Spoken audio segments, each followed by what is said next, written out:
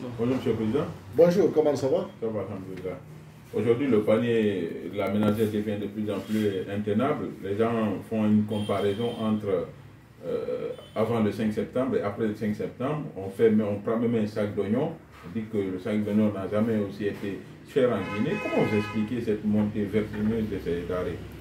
Vous savez, je pense qu'avec la situation actuelle,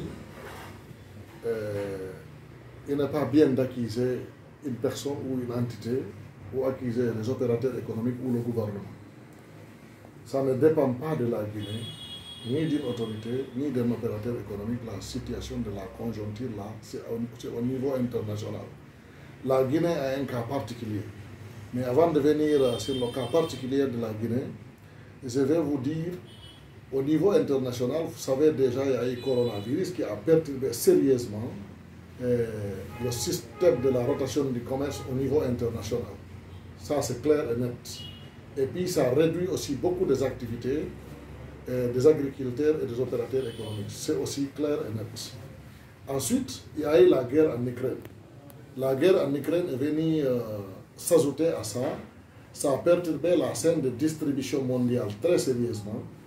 Il y a des tensions partout. Et s'il y a des tensions, ça ne rassure ni les agriculteurs, ni les opérateurs économiques, ni les distributeurs, personne. Donc, cela se dit un peu à ça. Et puis, troisième aspect, les gens ne se lancent pas dans l'agriculture, ne font que parler.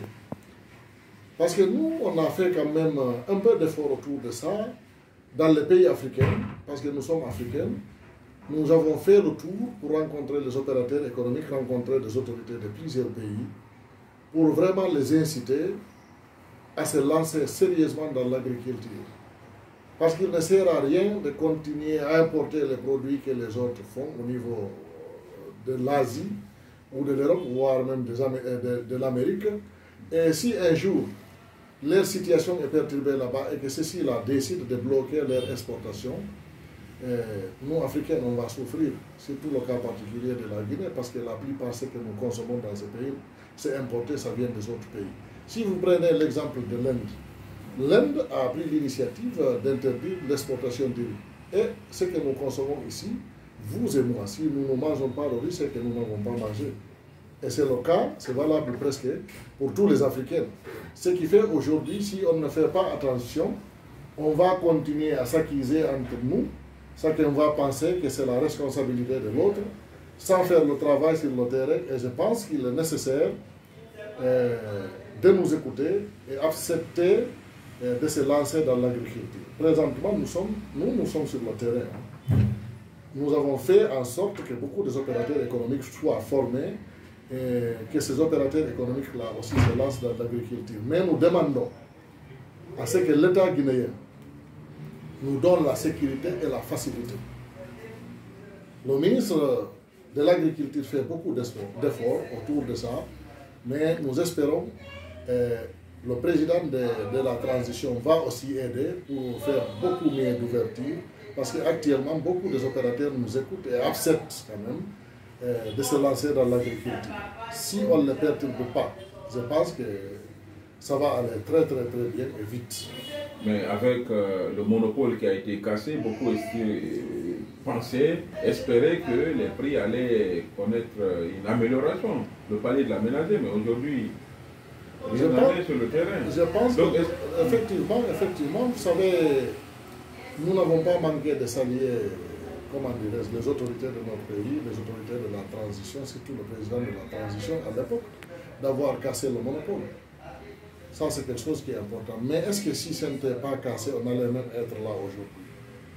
Parce que le prix qui est en train d'évoluer, la perturbation, là, ce n'est pas dit en Guinée seulement. Regardez tous les pays voisins de la Guinée, les prix grimpent. L'oignon est en rupture au niveau international, ça manque.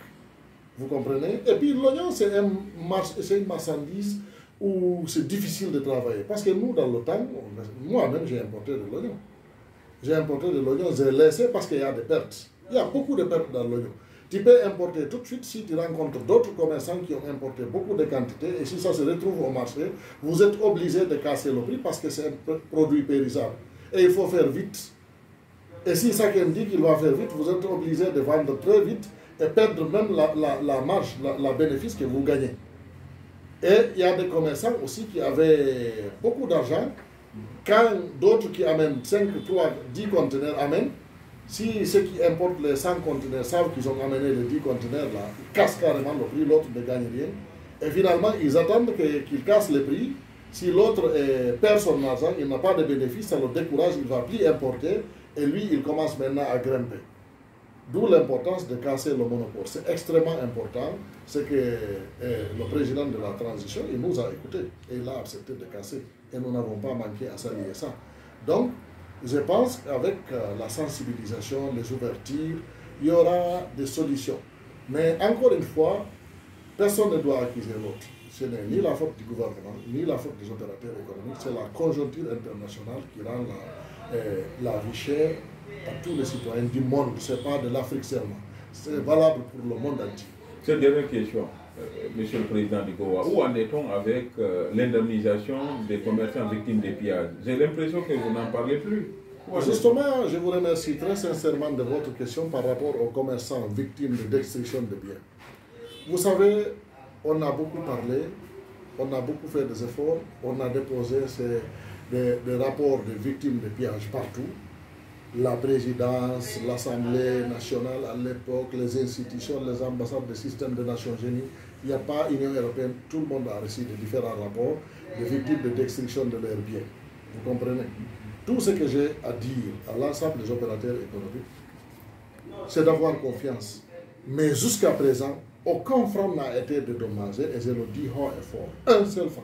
Tout ce qui a été dépensé dans cette affaire-là est venu en première position d'abord de ma propre poche, moi. Les autres sont victimes, mais moi je suis beaucoup plus victime qu'eux parce que toutes les dépenses dans ce cadre-là, ça a été engagé par moi. Les commerçants ont contribué un peu, nettement insignifiant, ça ne pouvait pas faire quelque chose.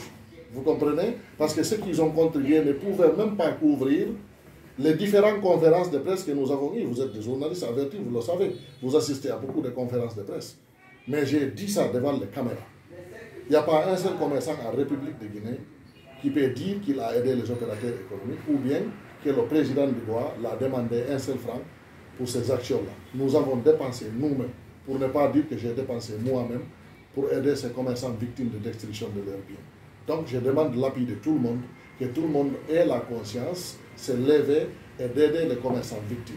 C'est pourquoi nous demandons aux autorités de notre pays de faire en sorte que ces opérateurs économiques-là soient dédommagés parce que ça va créer un excellent environnement, surtout dans l'environnement des affaires. Ça va rassurer les opérateurs économiques nationaux et internationaux et ça va leur donner même une popularité extraordinaire parce que quand vous dédommagez les commerçants, ce n'est pas un gros montant. De toute façon, ce sont les commerçants qui contribuent dans les caisses de l'État. Ce sont eux qui payent la douane, ce sont eux qui payent les impôts. Donc si on les dédommage, c'est bien. Et c'est lui qui prend l'initiative, il sera applaudi. Ça, je vous le garantis. Mais à combien se chiffrent ces pertes-là? Bon, nous avons une liste de plus de 1500 personnes à notre disposition et plus de 2 milliards de pertes. Mais la dernière estimation, parce que nous-mêmes, on avait eu beaucoup de problèmes, il y avait beaucoup de pression sur nous, par le défunt régime, le régime qui vient de décéder là. Donc voilà, je dis ça comme ça parce que moi je ne considère pas l'arrivée des militaires comme un coup d'État. Je considère ça comme un coup de paix. Parce que nous, on nous a fatigués sérieusement, j'étais moi-même en exil. C'est pourquoi j'ai salué, j'ai dit que c'est un coup de paix qui a été opéré. C'est clair et net ce que je dis, je le dis haut et fort. Ce n'est pas un coup d'État, c'est un coup de paix qui a été opéré. Imaginez, nous-mêmes on était en exil. Un opérateur économique qui ne fait pas la politique ne rentre pas dans ça. Mais on croise les bras, on reste comme ça. Un jour, on vient s'attaquer aux opérateurs économiques et de leurs biens. Est-ce qu'on va rester bras croisés? En tant que premier responsable d'une organisation des opérateurs économiques, on ne le fera pas. Ce qui fait qu'on a considéré que nous sommes en train de faire la politique. Alors c'était la politique qui était en train de nous faire. On nous a attaqués à cause de la politique. Est-ce que vous avez entendu notre organisation parler de politique depuis lors? Non. Actuellement, on se concentre à autre chose parce que si la sécurité minimum est là, on s'occupe d'autre chose. C'est pourquoi actuellement, on se lance dans l'agriculture et on est en train de motiver les opérateurs économiques, les sensibiliser, de se lancer dans l'agriculture et on commence à obtenir des résultats.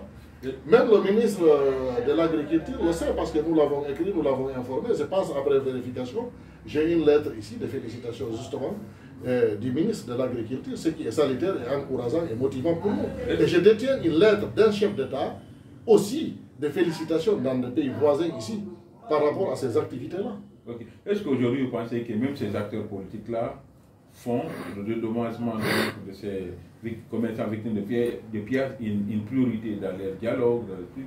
Justement, c'est ce que je reproche un peu aux acteurs politiques. Parce que tout le monde sait que les commerçants ont été victimes suite à des événements politiques. Donc les acteurs politiques devaient mettre le dossier là en première position dans toute parole, dans toute négociation et dans tout discours. Mais on ne les entend pas. On ne les entend pas. Donc, il ne faut pas que les uns et les autres croient qu'on dort. On ne dort pas. Hein. On est en train d'observer, nous sommes des citoyens guinéens avertis. Au dernier moment, on aura aussi notre mot à dire par rapport à cette situation-là. Voilà. Parce que les commerçants sont là et c'est plus de 2000 opérateurs économiques victimes. C'est pourquoi la liste que nous détenons, c'est 1500 et quelques, avec plus de 220 milliards de pertes.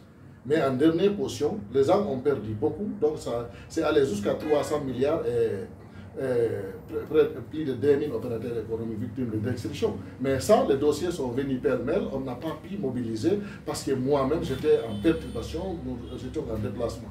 Mais nous détenons des dossiers clairs et nets que nous avons en main. Vous avez rencontré, vous avez essayé de poser le problème aux nouvelles autorités, colonel Doumbouya? Aux nouvelles autorités, je n'ai pas d'abord discuté avec le colonel Doumbouya parce que je ne l'ai pas rencontré et je pense qu'il va ouvrir grandement les portes pour qu'on en discute.